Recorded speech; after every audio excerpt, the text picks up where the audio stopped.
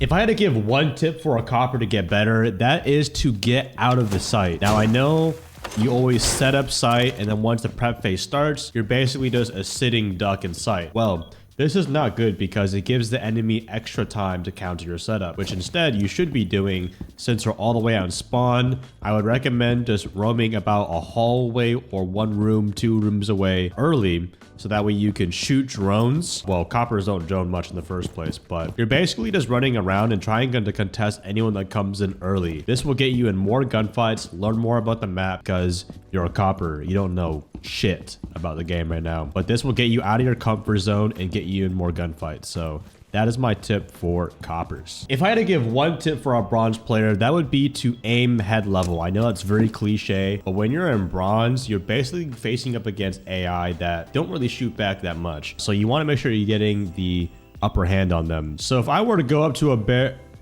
barricaded door, you would see that it's head level right here. Now this would be head level everywhere we go. So it will be up here, or maybe it'll be on this door here. You know, if you were to jiggle, this will help out a lot for your quick peeks and overall just general aim. I want you to imagine if you had a magnet and your crosshair could only aim here on doorways. Now imagine that for every single doorway and you've got the best crosshair placement in the game. So let's say if the bomb is gym bomb site and I come through this window, boom, the head level for anyone crouching or head glitching this box right here, right? Or if I were to aim here, anyone standing on this box, or maybe this doorway right here, I would automatically not have to flick. The whole point of you aiming head level is to minimize flicking. And also if anyone's crouching on the bed, it's a lot easier to aim down because you're aiming at their head first rather than having to aim up all the time. Now to give you guys an extra tip, I'm going to give you guys a thing called slicing the pie. This is very common in terms of aiming, but basically what it is going to teach you how to combine your head level tendencies and cross replacement. So this way you guys can practice it. So basically it's just you're going to be sweeping a room left to right or right to left. Anywhere you think a common angle would be. So you would just, you know, combine it with the head level cross replacement. And just practice this, even if it is a little tiring clearing every single angle. This will help out a lot for your aim and just overall clearing a room. Because it's really hard to react if I just full swung like this. But instead, if I were to aim small AD peaks, which would be, you know, going in and out of an angle like this, combine your left and right strafe along with your head level and just do small steps at a time. It will take a little bit of practice at first, but it will definitely help you in the long run. So again, small AD peak, AD, and small flicks. So for my bronzes out there, you get a little bit of an extra bonus tip, but practice that again one more time. Add the AD peak, add head level cross replacement, and break down angles like if you were slicing a pie.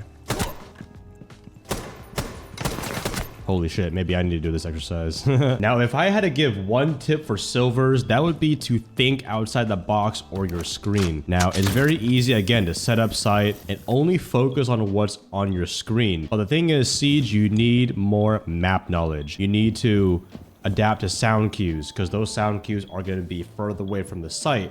And that allows you to have to go confront them. But what this will do is because if you sit in sight too long, it's going to not teach you a lot, which is exactly why we told in Copper to get out of the site. But now that you're already comfortable getting outside the site, you need to be thinking about things like getting on default cameras, which ones got shot, which ways are they coming in from. Let's say if they didn't come bakery side, but they did spawn and shoot the white camera. This would mean I would transition my gameplay to immediately flank to that side of the map. Now I'm more likely to get into a fight, and this will also make it a lot harder for the attackers to come in. This will also help you a lot when you're roaming, because when you're roaming, you're not just running around with your head cut off trying to chase after kills. When you learn the map a lot more and you can start predicting where they're going to be coming from, like if they are going to be coming top floor here above the site, then I can start memorizing my ways back to site and flank routes I can use later in the future. This way, when plan A doesn't work, you have plan B, and then plan C, D, E. So the next time that you're attacking or defending, don't just look out one window or see what's on your the screen. Think about where the enemy's common patterns are going to be, so that way you can position yourself differently. Do Mr. Beast accent. Guys, I'm on the largest map in the game, and we're going to be doing $1 million worth of R6 credits. And the challenge is the last one to stay alive will win 5 Lamborghinis. Now, if I had to give one tip for a gold, would be to practice consistency. You're no longer really considered a new or bad player. You're now an average rank that needs to perform better. So let's say if the bomb site is hookah, right? Maybe like one round, I'm sitting outside hookah and staying in here the whole round. Or maybe I saw a roamer downstairs and I wanted to go hunt them, and I'm just randomly hunting wherever they go. Next thing I know, halfway into the round, I don't even know where I'm at or what I'm doing. Or maybe the next round, I'm just pushing VIP, but then I'm holding this angle for a really long time with no other plan. So for you golds, I would highly recommend that you start cementing about only 2 solid ways of attacking and defending a site. This way you can know where your flanks are, the weaknesses, and also places you need to be during the round. Because you're going to be holding on to these called default takes. And you'll be doing these all the way until you reach champion. So that's why it's good to sharpen up your consistency now. This also means you can reinforce good habits. So let's say if the bomb site's upstairs, right? I'll show you exactly what I do. In the beginning of the round, I'm not scrolling on my phone on TikTok. I know exactly where I'm going or exactly where my flanks need to be.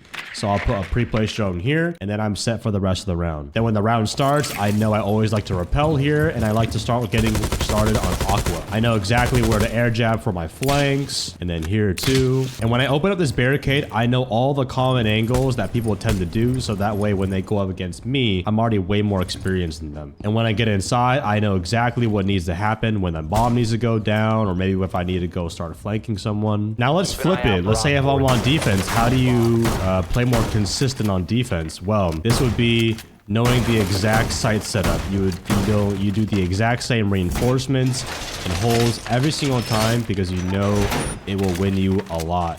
For example, it would be like smoke. I know all the walls, where all the head holes go. And if you don't know any of these setups, then I highly recommend that you go to my TikTok page or my YouTube shorts. I even have a YouTube video showing every single map and how to defend on attack and defend. If you don't know, the 2 common strats you want to try and stick to every bomb site, check out those videos. But on defense, I would say you're either anchoring or you're roaming off site. And for attack, you're pretty much either hitting direct or you're roam clearing. Direct means like you're pushing very close to the bomb site, like how I was in Aqua over there. A roam clear would be like, you would push on the opposite side of the map. Now you can apply this tactic to every single map, which is going to keep you more consistent. Let's say for the defense setup, right? I would maybe hit an early roam VIP side. I would also know to barricade this so that way I don't get flanked. You see how I have precautions every single time of the round? And then maybe like, I know I usually like to sit here, right? I can just be smokes. And then late round, I know to transition to this rim right here. And I've done this hundreds of times, and you guys can do this dozens of times too. And this will create you more consistent, because the golds don't barely know what they're doing. But if you just practice a bit more than them, you will be more consistent and you'll find yourself outskilling a lot more golds. And there's no better feeling in this game than outskilling your enemies intentionally. If I had to give one tip for a platinum player, it would be to bring more win conditions. So what does this mean? This means that you need to bring operators that utility is pretty much required to make around like 500 times easier, 50% easier. Obviously, it's very small, but it could be like things like bringing a soft breacher to open the hatches. You don't want to be twitched with an F2 up here with smokes and not able to do anything, right? Let's say if Azami is holding cigar, it would be a lot easier if we got this wall open, right? And maybe other things like bringing a DMR, because, if Azami is holding cigar, we can use the DMR to weaken the zombie, because if a zombie's not cleared out, it's gonna be a lot harder to go in. Or maybe let's say if the defenders like to run out a lot, bring Nomad, bring Claymores. You're actively bringing objects and gadgets that will lower the percentage of the defenders, setup working. But imagine we didn't have Heartbreakers. It would be pretty hard to clear out people in this room without external pressure. Or maybe even if the freezer wall is closed, you would open this up with Habana. Typically, a win condition is something that helps keep the plant down, or a hard breacher. I know playing hard breacher is very boring, but you need to bring it sometimes, especially when you're going higher in ranks, because you guys can't just rely on getting kills. For some reason, like, people just hate bringing Heart Breachers when they're actually really good, and you might even end up getting more kills and solidifying more rounds if you were to bring them more. So get comfortable playing Hibana if you want more of a fraggy role, Ace if he's not banned, and even Thermite. Sometimes Thermite is good. Maverick is also good in high ranks too. You know how to Mav trick a wall. And if you don't know how to Mav trick a wall, then watch one of my YouTube videos. But other win conditions could be like EMPs, or maybe on defense, you know, you might need a 2-brow to keep the wall closed, or Bandit or Cade for a basement site. Knowing how to solidify a site setup on defense is really strong. And then on attack, knowing how to dismantle that is also really strong too. Because when you get into higher ranks like Plat, Emerald, Diamond, even Champion, everyone knows how to shoot. Everyone has pretty decent aim. So it's more about making them take harder gunfights by dismantling their setup and bringing win conditions. So the main tip for Platinum is start bringing more Heart Breachers on your site, because although people will avoid them, they're very important and can make a round 10 times easier by bringing them. If I had to give one tip for an Emerald, that would be to learn how to be passive versus aggressive. Now, this should be a playstyle that you should be able to turn on like a light switch. The main thing that you can use is the player count. Let's say it's a 5v5. When do you think you should play passive or aggressive? Probably passive, because, you know, you don't really need to do much. But I'd say if it's beginning of the round, it's okay to try and look for that first pick to make it a 5v4. But let's say more realistically, let's say it's a 3v4. 3v4, and let's say like I'm smoke out here, there's about half of the round left, and I hear someone next to me. It wouldn't be a bad idea to kind of get aggressive. If I have a crucial piece of map control, then I'd probably play passive. It really depends on, do you have an advantage? Yes or no? If no, it would probably be like, okay, I probably don't have the best. I'm probably gonna die here later in the round, or we need to get another kill here to even out the man count. Then it's okay to go for a swing out. But let's say if I'm in a 3v3, I have no reason to give risk, and I'd probably play more safe here with a shotgun. Let's say if it's a 3v5, same thing. Let's say if I was over here in Armory and I hear people outside, this would be a perfect time for me to crouch and maybe swing out to get a kill with the shotgun. You really want to find times to even out the numbers. You don't need to even out the numbers right away, but you should naturally feel like when the enemy is making a mistake, you can capitalize on it. This could be even things like, you know, dropping a hatch and then trying to flank up, or maybe trying to aggressively try to isolate someone. Isolating an enemy is a very high skill you can use to be passive and aggressive. Baseline, if you're an Emerald, you should know to play passive. Mainly on defense, passive would be just, again, just playing the bomb, forcing them to plant. If you're on attack, let's say we have a 5v3, I have no reason to be like, you know, wide peeking metal or anything like that. I would be making sure our flanks are good, and overall just slow down. Wait for our team to find a time to plant the bomb. But we want to basically just hold on.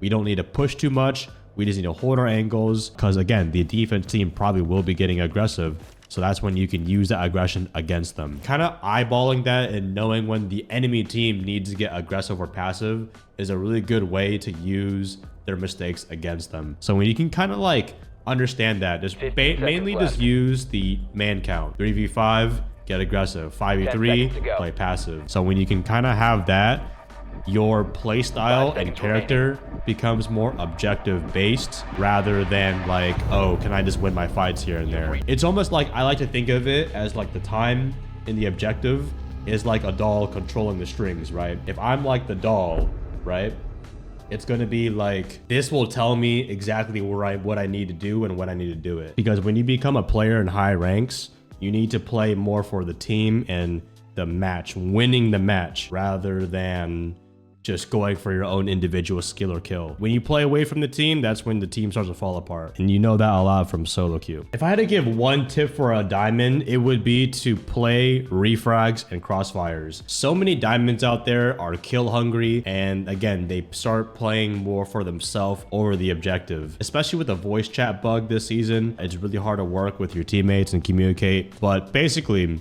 when you learn how to play refrags and crossfires, it really limits players being able to make plays, and also everyone in high ranks has good aim. They can win their fights, but if you can learn how to solidify those moments, that's when you become more consistent at winning the round. Again, the higher the rank you go, the less that your own individual life matters. It's more all about winning the round. A good example, we all hate it when, you know, we have one teammate here and then one teammate here. Let's play like I'm an attacker, right?